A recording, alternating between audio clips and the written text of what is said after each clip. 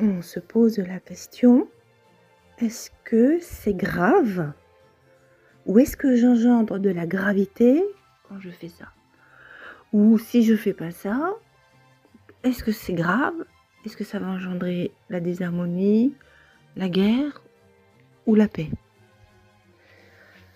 En vérité, il y a des choses, on n'est pas obligé de dire qu'on a raison, qu'on a tort, que c'est comme ci, que c'est comme ça. On est convaincu que c'est absolument cette solution-là, que c'est absolument ce chemin-là, que c'est absolument cette voie-là qu'il faut prendre. En vérité, ce qu'il faut comprendre, est-ce que c'est grave? Est-ce que c'est grave si tu prends pas ce chemin-là? Est-ce que c'est grave si tu as tort, si l'autre a raison, si l'autre veut absolument avoir raison? Est-ce que c'est grave si tu tiens pas tête? Est-ce que c'est grave si tu ne le convaincs pas? Qu'est-ce que tu perds et qu'est-ce qu'il y perd au niveau de son âme? Au niveau de sa loyauté, au niveau de sa sagesse, au niveau de sa lumière? Qu'est-ce qu'il y perd? Il faut, vous voyez, il faut extrapoler très très loin nos agissements, nos volontés, nos envies, voilà, extrapoler très très loin. En vérité, rien n'est grave. Mais il y a des choses graves. Il y a des choses graves. Matériellement, rien n'est grave. Mais pour l'âme, il y a des choses graves. Des décisions qu'on fait, des choix qu'on fait. Des fois, on n'en est même pas conscient. On est aveugle devant... On pense qu'on a raison, on pense que c'est justice, que c'est normal que ça se passe comme ça. Ah oui. Ah, tu penses que c'est justice, tu penses que c'est bien d'avoir fait comme ça. Et bien maintenant, essaye de placer ton ego, voilà, de le mettre le plus neutre, le plus pur possible, c'est-à-dire vierge, dépourvu de toute causalité, dépourvu de toute émotion, dépourvu de toute pensée et de sauvegarde, parce que l'ego, il veut vous sauvegarder. Voilà, on le met, c'est pas qu'on le met à l'écart, mais on le protège. On le met dans le creux de son cœur, dans une grotte, bien avec le cœur. Et la grotte, elle est, on va dire, hermétique, pour le protéger. Pour protéger le mental et l'ego, qui vont de pair. Et puis maintenant, vous allez plus loin. Hein, vous allez extrapoler. Est-ce que l'action que je viens de faire, elle est en adéquation avec la réalité pure, avec les volontés divines?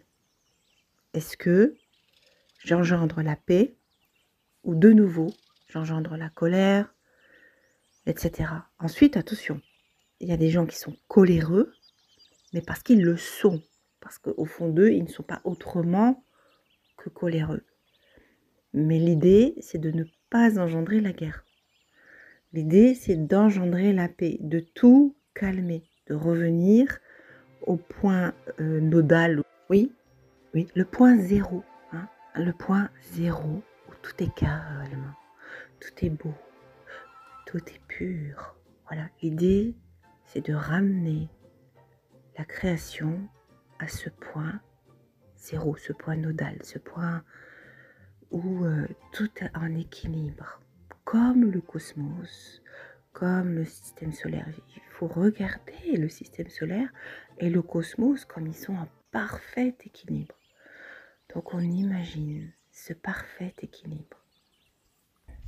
Est-ce que mes actions ont engendré le parfait équilibre?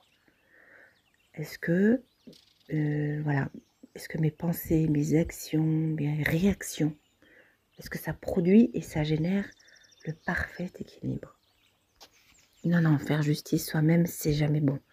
Je vous assure, faire justice soi-même, c'est vraiment l'ego qui veut ça quelque part, ou le mental, l'orgueil, la fierté. C'est un peu normal, on vit sur Terre, on a été éduqué comme ça, mais c'est en général jamais très bon. Il faut prendre du recul suffisamment, au moins attendre 3 jours, demander à vos guides de vous guider, à votre ange gardien, à votre conscience supérieure de vous guider, et il vous donnera les réponses. Il va vous faire ressentir à l'intérieur de vous des évidences, des choses que vous savez, des connaissances. Ça a toujours été là. Voilà, ça ne va pas durer longtemps, ça va durer quelques milliers de secondes, je dirais, quelques millisecondes, ou allez, quelques centisecondes, et Mais ça va être là, vous allez le ressentir et c'est comme ça que vous allez être guidé.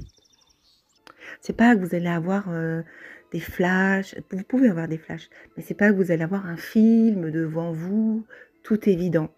C'est pas du tout comme ça, ils vont pas tout révéler.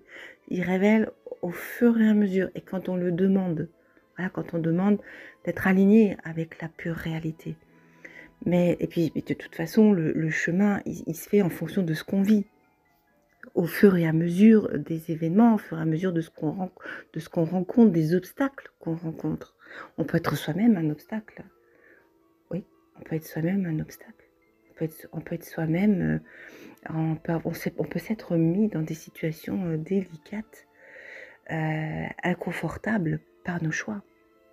Et là, on a besoin d'être guidé. On peut toujours revenir en arrière. Enfin, en arrière, si je puis dire. Disons, on peut toujours réparer. Hein. Jamais rien n'est perdu et jamais rien n'est fini.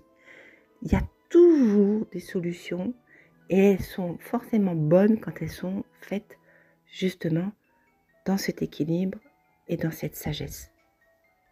Alors on pourrait dire, il n'y a pas de mauvais choix parce que c'était vous-même. Oui, mais jusqu'où c'était vous-même? Est-ce que c'était toujours l'ego qui était lié par une laisse à toutes vos décisions, à tous vos schémas, à toute votre causalité? Lui, il prenait tout pour lui, l'ego. Il dit, ah bah, je vais essayer de la sauver de la situation, je vais tout prendre. Alors vous souffriez, vous angoissiez, vous stressiez, vous aviez des sueurs, parfois même, ça peut être pire que ça, par des maladies, etc. Parce que l'ego, il prenait tout pour lui. Il ne savait pas comment se sortir de cette affaire. Mais quand on a fini par dissocier l'ego, disons, le placer dans la pureté, qui reste pur, propre, et que on voit suffisamment avec hauteur, hein, avec conscience, je vais dire, parce que là, c'est une question de conscience. Quand on se met suffisamment haut pour voir l'impact de nos décisions, je vous dis, parfois on est aveugle, on a à voile devant les yeux, à voile dans notre conscience. Donc quand on arrive à enlever ce voile, qu'on prend de la hauteur et qu'on demande d'être guidé, ça change. Les solutions, les issues changent, les solutions arrivent, parce qu'on a pris conscience, parce qu'on veut travailler sur soi, parce qu'on n'est pas bête. Voilà. Et on n'est pas bête. On a une conscience. C'est la même chose. Pas être bête, c'est avoir une conscience. C'est la conscience qui nous sauvera soi-même, mais qui sauvera aussi le monde. Parce que jusqu'à présent, on n'avait peut-être pas suffisamment pris conscience. Hein, on n'avait peut-être pas pris assez de hauteur par rapport à nos actions, par rapport à ce qu'on faisait à son frère, la moindre parole, la moindre attitude, ou des fois la non-parole. Parfois ne rien dire face à quelqu'un qui nous sollicite, c'est pire. Parce que l'autre, il se pose des milliers de questions face à ça. Et ça le torture. Et donc l'idée, c'est de dire, bah ok, t'es torturé, mais c'est pas toi, c'est pas ton ego qui est torturé. C'est pas contre ton ego, c'est pas contre toi, c'est contre tes agissements. Et j'essaie de dialoguer parce que moi, personnellement, au niveau émotion, ça m'a fait ça. Donc, si ça m'a fait ça, c'est que ça a réveillé quelque chose. Mais attention, il ne faut pas non plus laisser partir dans toutes les directions nos émotions. C'est ça, il faut contrôler, savoir pourquoi on a telle émotion et aller la soigner, aller chercher très profondément le traumatisme ou ce qui lui a causé cette émotion. Ça demande un travail considérable. Alors oui, le monde, il est ce qu'il est parce qu'on n'a pas mis l'ego dans la pureté et dans la petite grotte contre le cœur, bien protégé, bien camouflé. Non, non, on a mis l'ego au grand jour. On l'a étalé, il s'est exprimé, il a fait tout ce qu'il a fait aujourd'hui. Mais c'est pas ça, c'est pas ça. Donc il faut réparer. Il faut réparer maintenant nos erreurs. Hein, garder une morale, garder un droit, comment je pourrais dire ça, une droiture, une ligne de conduite déjà, pour pouvoir, ça va être le premier guide, une ligne de conduite, donc une certaine morale, pour pouvoir avoir déjà des bonnes bases, pour pouvoir faire le reste comme travail. Après, les lignes de conduite, elles ont peut-être plus besoin d'aide quand on a atteint une certaine sagesse, mais tant qu'on n'a pas fait un travail colossal, Puis de toute façon, il ne sera jamais fini, hein, il y aura toujours à refaire. Toujours, toujours. Parce que tout le monde n'est pas au même degré. Et puis peut-être que c'est comme ça. Peut-être que la création a besoin de cette conscience. Il ne faut pas oublier que derrière chaque décision, il y a une force, une énergie qui se génère. Hein, c'est pas le projet tant en soi qui est important, c'est pas votre acte, bien sûr qu'il est important, mais c'est l'intention que vous y avez mis, c'est l'envie, la force, l'intensité que vous avez mis derrière. Et c'est cette intensité-là qui fait la force et qui va faire basculer ou pas le monde, qui va le mettre en équilibre ou pas. Parce que là, on n'est pas dans un monde d'équilibre. Donc il faudrait retrouver un monde d'équilibre et juste, mais juste de quoi? Parce que chacun voit sa justice selon, selon ses critères, selon ses intérêts. Et pour le moment, on ne voit que les intérêts matériels, mais on ne voit pas les intérêts du monde, les intérêts de l'humanité et de la création tout entière. La création est équilibre. Donc tant qu'on ne voit pas l'équilibre, alors on est en dehors de la vérité.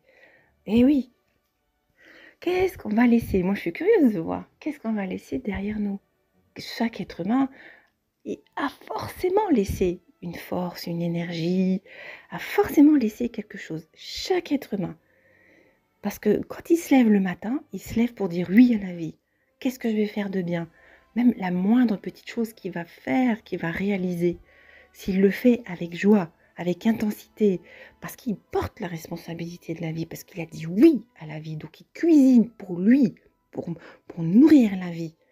Donc il va manger forcément sainement, parce qu'il sait très bien que s'il ne mange pas sainement, il va y avoir des problèmes d'ordre, justement d'équilibre. Hein.